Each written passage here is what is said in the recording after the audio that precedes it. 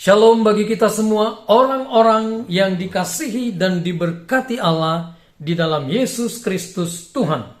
Saya percaya hari ini kerohanian kita semakin bertumbuh. Mari kita tingkatkan terus. Kita dengarkan firman Tuhan hari ini.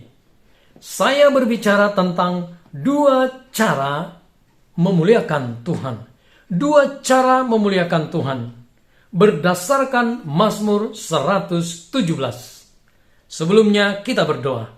Ya Allah Bapa, berkati pemberitaan firman ini dan berkati kami yang mendengarkannya.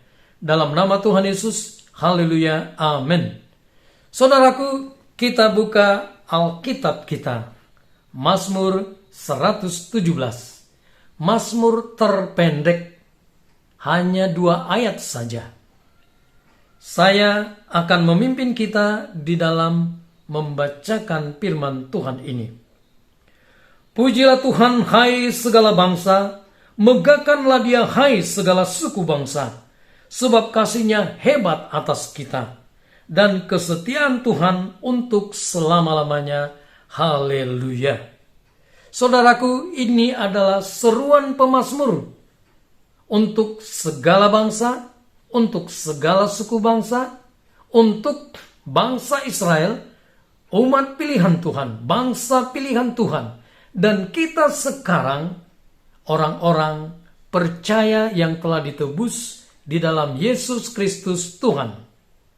Ini adalah seruan untuk memuliakan Tuhan, seruan untuk mengagungkan namanya. Jadi kalau dikatakan memuliakan Tuhan, itu saudaraku adalah sesuatu yang keluar dari kedalaman hati kita. Saudaraku yang terkasih, cara pertama untuk memuliakan Tuhan, memuji Tuhan. Tadi sudah dikatakan di ayat yang pertama, pujilah Tuhan hai segala bangsa. Jadi saudaraku, kalau dikatakan memuji Tuhan, itu adalah sebuah ekspresi yang tulus dari kedalaman hati kita sebagai wujud rasa kagum kita, sebagai wujud rasa hormat kita kepada Tuhan yang menciptakan kita. Saudaraku, pujian kepada Tuhan bisa kita lakukan dengan beberapa bentuk. Yang pertama, melalui kata-kata, mengucapkan kata-kata, menyampaikan kata-kata yang merupakan wujud rasa kagum kita, rasa hormat kita. Misalnya, saudaraku, Tuhan Engkaulah Allah yang luar biasa. Aku mau mengagungkan, aku mau meninggikan Engkau, karena tidak ada Allah seperti Engkau. Ini adalah bentuk kata-kata sebagai wujud kita memuji Tuhan. Yang kedua, saudaraku, melalui nyanyian atau menyanyikan lagu puji-pujian. Misalnya, nyanyian pujian bagimu, Tuhan, pujian bagimu, Tuhan, namamu besar dan layak dipuji.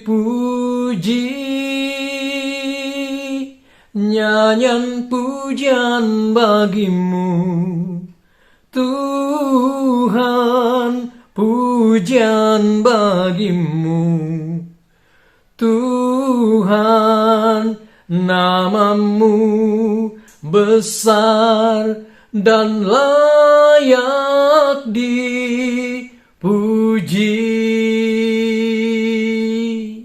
Saudaraku, setiap kita bisa menyampaikan, menyatakan pujian kita lewat lagu, lewat nyanyian. Lakukanlah itu dari kedalaman hati kita. Lakukanlah itu karena kita memang menghormati, kagum kepada Dia, Allah yang menciptakan kita. Selanjutnya, saudaraku, pujian kepada Tuhan bisa disampaikan lewat perilaku hidup kita. perilaku hidup kita, ini adalah wujud kita memuji Tuhan. Memuji Tuhan berarti menghormati, rasa kagum, menghargai Dia. Maka saudaraku, bukti kita memuji, memuliakan Tuhan adalah perilaku hidup kita. Ketika kita hidup sesuai dengan firman Tuhan, ketika kita taat kepada Tuhan tanpa kata-kata, tanpa menyanyikan pujian atau lagu-lagu pujian, kita sesungguhnya sudah menyatakan bagaimana hidup kita memuji, memuliakan Dia.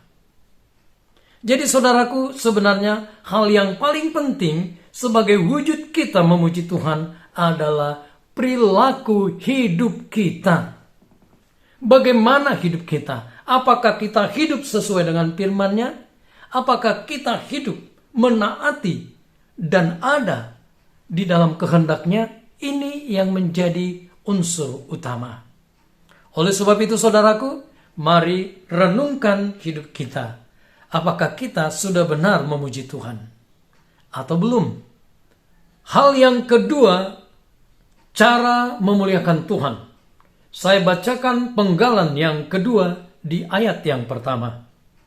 Megahkanlah Dia, hai segala suku bangsa. Saudaraku, seruan ini sebenarnya juga merupakan bentuk ajakan himbauan, bahkan sebenarnya perintah yang selayaknya harus kita lakukan di dalam kehidupan kita kepada Tuhan Allah yang menciptakan hidup kita.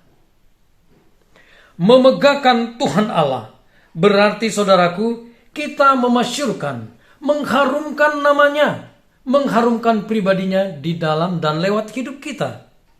Saudaraku, inilah yang disebut dengan memegahkan Tuhan. Memegahkan Tuhan kita bisa lakukan lewat kita menceritakan kepada orang banyak tentang siapa Tuhan kita. Tentang siapa Yesus yang telah menyelamatkan hidup kita. Ini adalah bentuk kita memegahkan Tuhan. Ini adalah wujud kita bangga memiliki Allah, bangga memiliki Yesus, bangga memiliki Tuhan yang telah menciptakan kita. Megahkanlah Tuhan, megahkanlah Yesus lewat kehidupan kita. Apa alasannya? Mengapa kita harus memuliakan Tuhan, Allah yang menciptakan kita? Sebab kasih-Nya hebat atas kita dan kesetiaan Tuhan untuk selama-lamanya. Haleluya. Ini adalah alasan kenapa kenapa segala makhluk, bangsa, suku bangsa, dan kita yang hidup sekarang harus memuliakan Tuhan. Dia memang layak untuk dipuji dan dimuliakan. Saudaraku, perhatikan dengan baik.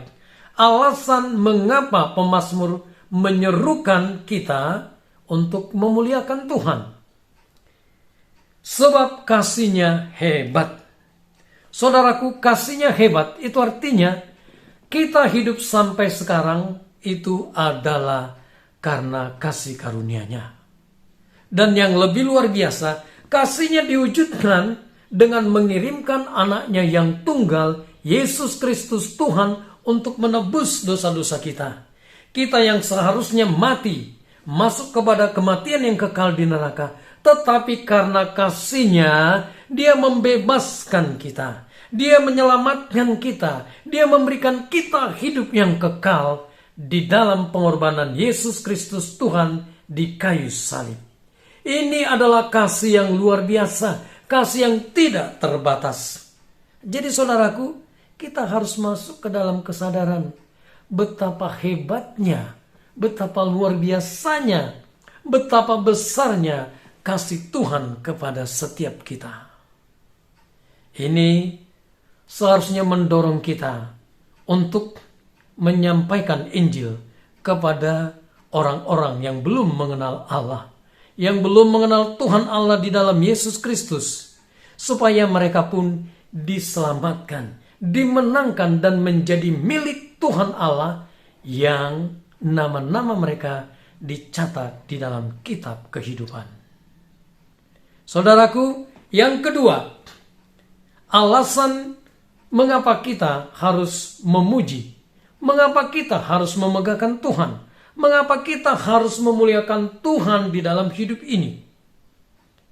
Dikatakan di dalam ayat yang kedua ini, penggalan yang kedua, kesetiaan Tuhan untuk selama-lamanya. Saudaraku, kesetiaan Tuhan untuk selama-lamanya. Mari saudaraku coba perhatikan. Bangsa Israel berkali-kali memberontak terhadap Tuhan. Mengeluh, bersungut-sungut, tidak mau mendengarkan Tuhan. Berubah setia. Umat pilihannya, bangsa pilihannya berubah setia. Oleh sebab itu pemazmur mengingatkan, muliakanlah Tuhan, pujilah, megahkanlah Dia. Jadi saudaraku, di dalam kehidupan ini kita melihat bukan hanya bangsa Israel yang tidak setia, yang sering tidak mau mendengar suara Tuhan, yang tidak mau menaati firman Tuhan. Saudaraku, kita juga pada masa kini, mari bertanya, seringkah kita tidak setia? Tidak setia kepada panggilannya? Tidak setia beribadah? Tidak setia melakukan tugas tanggung jawab sebagai orang percaya, sebagai pelayan-pelayan Tuhan, sebagai hamba Tuhan? Mari kita cek hidup kita. Kebenaran firman Tuhan di dalam 2 Timotius 2 ayat 13 dikatakan, jika kita tidak setia, Dia tetap setia karena Dia tidak dapat menyangkal dirinya. Saudaraku, ketika bangsa Israel berubah setia, ketika kita umatnya, orang percaya pada masa kini tidak setia dan bahkan sering sekali mengabaikan firman-Nya, Dia tetap setia. Dia tetap setia memelihara hidup kita. Dia tetap setia memberikan kesempatan kepada kita untuk berbalik dan merasakan kembali kasih karunia-Nya, berkat-berkat-Nya, pemeliharaannya yang sempurna di dalam kehidupan kita. Penjagaan Dia. Saudaraku, saya dan setiap kita bisa hidup sampai detik ini, itu karena kasih Allah yang hebat. Itu karena kesetiaannya yang tidak berubah, dan itu ada untuk selama-lamanya bagi kita umatnya. Ini seharusnya mendorong kita untuk mengalami sebuah transformasi, perubahan di dalam kehidupan kita, sehingga benar setiap kita menjadi orang-orang yang sungguh memuliakan Tuhan di dalam Yesus Kristus oleh pertolongan Roh Kudus. Biarlah firman ini sungguh menguatkan dan membangun, meningkatkan kerohanian kita.